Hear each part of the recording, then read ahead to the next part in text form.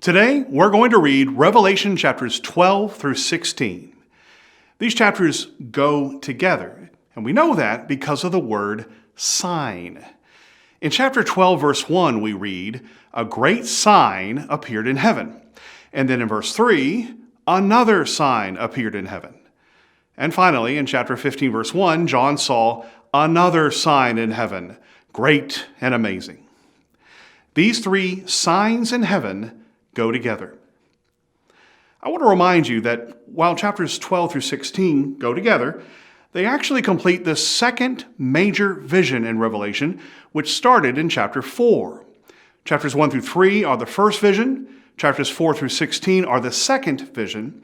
Vision number 3 is chapters 17 through 20, and vision number 4 is short. It's chapters 21 and 22. The book's prologue is chapter 1, verses 1 through 8, and the epilogue is chapter 22, verses 6 through 20. And so there you have it, the basic structure of the book of Revelation. All right, in this video, we're going to talk about chapters 12 through 16 and the three signs in heaven. The first sign is a woman in labor who is about to give birth. And a great sign appeared in heaven, a woman clothed with the sun, with the moon under her feet, and on her head a crown of 12 stars. She was pregnant and was crying out in birth pains and the agony of giving birth. Who is this woman? And more importantly, who is her baby? We're not told, are we? But her crown of 12 stars provides us with an important clue. The number 12 denotes God's covenant people. And that's who I think this woman is. In verse 5, she is going to give birth to a male child who is to rule all the nations with a rod of iron and will be caught up to God and his throne. Well, who does that sound like? That's Jesus, who was a Judean, a direct descendant of King David. Well, in verse 3, another sign appears in heaven. Behold, a great dragon with 7 heads and 10 horns, and on his head 7 diadems.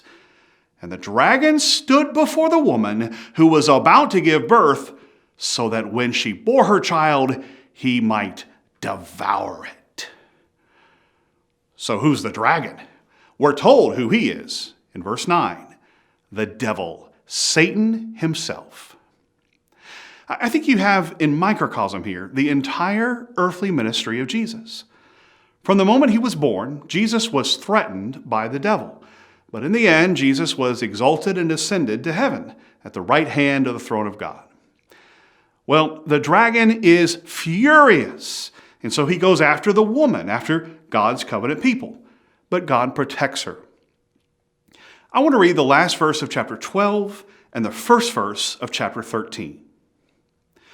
Then the dragon became furious with the woman and went off to make war on the rest of her offspring, on those who keep the commandments of God and hold to the testimony of Jesus. And he stood on the sand of the sea. And I saw a beast rising out of the sea with 10 horns and 7 heads, with 10 diadems on its horns and blasphemous names on its heads.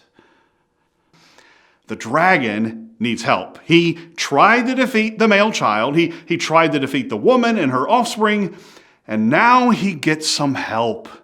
In chapter 13, verses 1 through 10, he conjured up the sea beast, and then in verses 11 through 18, he conjures up the earth beast. Here's verse 11. Then I saw another beast rising out of the earth. It had 2 horns like a lamb, and it spoke like a dragon. Now, I'll be the first to admit to you, the symbolism in this book is not easy to figure out. But let's think about the details we've just been given about the earth beast. Horns denote power, and he resembles Jesus, the Lamb, who, by the way, has 7 horns, according to chapter 5, verse 6. Not just a mere 2. The earth beast resembles the Lamb, but he talks like a dragon. The dragon, along with the powerful sea beast and the earth beast, make war with God's covenant people. By the way, the earth beast is also referred to as the false prophet in chapters 16 and 20. And I think the reason why is because the earth beast, as the false prophet, is promoting the sea beast. He's trying to persuade people to worship the sea beast, according to chapter 13, verse 12. The last verse of chapter 13 has the infamous number 666. We've seen a lot of sevens in this book.